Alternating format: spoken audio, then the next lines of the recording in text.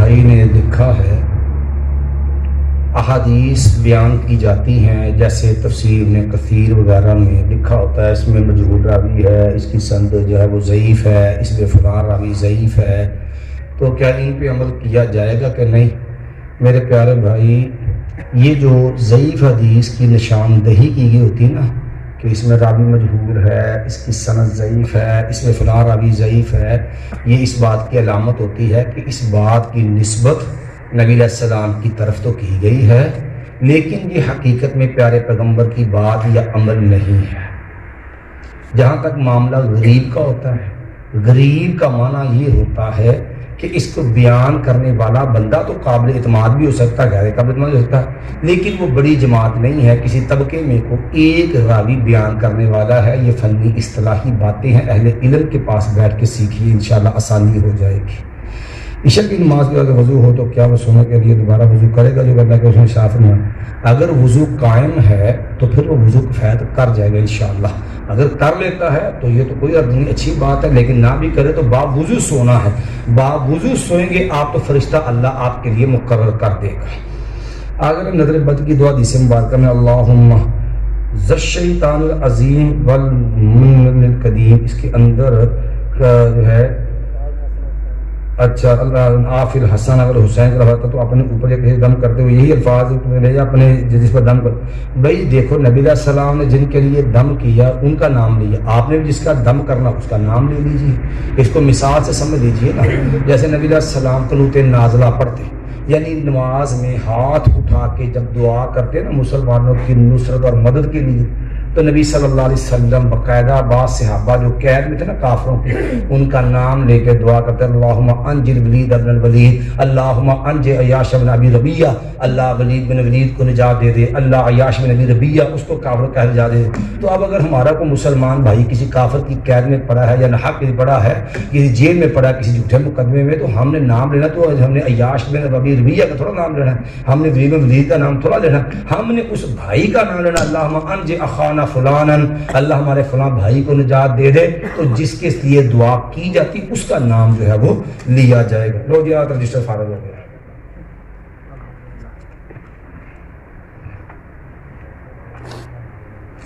اوسری پرچی ہے لیکن انہوں کے شاید نہیں پہنچی نہیں، نمی لکھ دی انہوں نے، چلو کوئی گل نہیں، تبار پیدا کرو نا۔ اچھا پھر آگے سوال آ گئی کہ بیٹی کو جہیز دینا جائز ہے؟ پیارے بھائی یاد رکھیے، یہ ہمارے معاشرے کے اندر ایک ظلم ہے کہ اولاد میں انصاف نہیں ہے، یہ سب سے بڑا ظلم ہے۔ اس کے اندر دو طرفہ ظلم ہے، ایک یہ ہمارے ہاں مروجہ جہیز والا ظلم ہے، تو دوسری طرف والدین کے اندر اولاد کے معاملات میں عدل و انصاف کے معاملے میں ظلم ہے۔ عدل و انصاف کے معاملے میں ظلم یہ ہوتا ہے کہ جب بیٹے کی شادی کرتے ہیں نا تو اس کو 6 تولے سونا، 8 تولے، 10 تولے، 20 تولے کی، جب بیٹی کی شادی آئی 1.5 تولہ، 2 تولے۔ بھئی کہاں گیا اللہ کے نبی علیہ السلام کا فرمان اعدلوا بین اولادکم، اپنی اولاد میں انصاف کرو؟ کہاں جائے گا فرمان مصطفیٰ صلی اللہ علیہ وسلم سبوا بین اولادکم، لوگوں اپنی اولاد میں برابری کرو۔ سیدنا نعمان بن بشیر رضی اللہ تعالی عنہ وہ کہتے ہیں کہ اللہ کے نبی علیہ السلام کا دور ہے، اللہ کے نبی علیہ السلام کے پاس میرے ابا جی مجھے لیا ہے، مجھے ایک نا غلام تحفے میں دینا تھا۔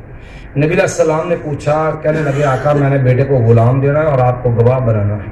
نبی علیہ السلام نے بشیر اک اللہ والدے کا قد نحلتا، یہ بتلا صرف اسی بچے کو دینا ہے کہ سب کو دیا؟ کیا لگا یہ آقا میں نے تو اسی کو دیا۔ آپ نے کہا تو پسند کر تیرے سارے بچے تو اس سے محبت کریں؟ کہا جی آقا۔ تو فرمایا پھر سب کو یہ دے، انی لا اشہد علی جور، میں محمد صلی اللہ علیہ وسلم ظلم پر گواہ نہیں بنوں گا۔ تو آپ انصاف کریں۔ ہاں اگر وہ باپ ایسا کرتا ہے عملاً کہ بیٹے کو دیا 10 تولے سونا، بیٹی کو دیتا ہے 2 تولے سونا، لیکن کہتا چلو 8 تولے سونے کی مالیت میں انصاف کی غرض سے وہ اس کو دیگر اس کی ضرورت کی چیز دیتا ہے، تو یہ تو عیب نہیں ہے، تو وہ انصاف کی حد تک ہے۔ اگر کوئی عملاً ایسے کرے تو پھر تو عیب نہیں ہے، لیکن یہ ذہن رکھنا اور باقاعدہ لوگوں سے ڈیمانڈ کرنا، رشتہ کرتے ہوئے دینا، پیسے آؤں گے کدھروں، بہت ملے گا کدھروں، گھر کے ہو جائے اور شادیاں کرنے والے بچیوں کی عمریں گنوا دیتے ہیں. وہ ساڈے چونکہ خاندان چ منڈا کوئی نہیں ہے تے پھر یہ کڑی ویائی نا تے ساری زمین ونڈی جانی آ تے جان جاندی چلی جائے, ایمان جائے, زمین نہیں جانی چاہیے. وہ کھتریوں والا صاحب چمڑی جاتی چلی جائے, دمڑی نہیں جانی چاہیے. یہ جو کھتریوں والا کھاتا ہے نا, یہ بھی اسلام والوں کو, ایمان والوں کو زیب نہیں دیتا ہے, یہ بھی ظلم ہے. اس لیے اگر ایسا ڈیمانڈ ہے یا ایسا مطالبہ ہے جو اس انداز پہ بچیوں کو اذیت دینا, تو یہ پھر حرام ہے. پھر یہ جانی یا اسی طرح بعض لوگ کہتے ہیں جی یہ جہیز دیتا تو وراثت جو حصہ نہیں دینا, لے یہ ٹرک دے کے نہیں توڑیا سی.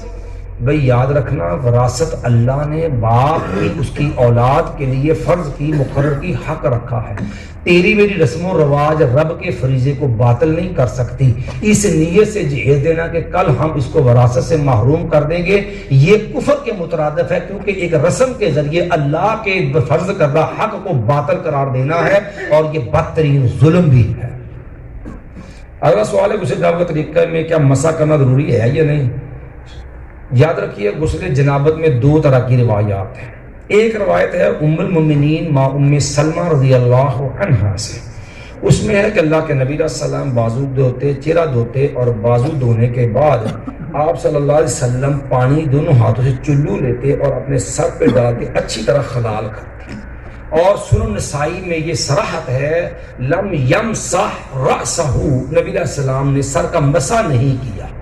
دوسری روایت ام المؤمنین امی عائشہ رضی اللہ عنہا سے ہے, جس میں یہ الفاظ ہیں کہ یتوضأ وضوءہ للصلاۃ, نبی علیہ السلام نماز جب غسل جنابت کے لیے اسی طرح وضو کرتے جس طرح نماز کا وضو کیا جاتا ہے. دونوں روایتوں کو جمع کیا جائے تو اگرچہ جواز کی گنجائش موجود ہے, لیکن جو ہے زیادہ جو واضح ہمیں سمجھ آئی ہے وہ یہ ہے کہ مسح کی جگہ آپ نے چلو ڈال کے اچھی طرح خلال کیا. جو نسائی میں صراحت آ گئی لم یمسح رأسہ, تو وہ جو یتوضأ وضوءہ للصلاۃ یہ تقریباً کہا گیا ہے غلبے کے اعتبار سے, چونکہ یہاں صراحت آ گئی ہے. لیکن اگر کسی عموم کی بنا پہ کو کر لیتا ہے تو جواز ہے, لیکن اولا یہی سمجھ آتی کہ چلو ڈال کے سر کا خلال کافی ہے.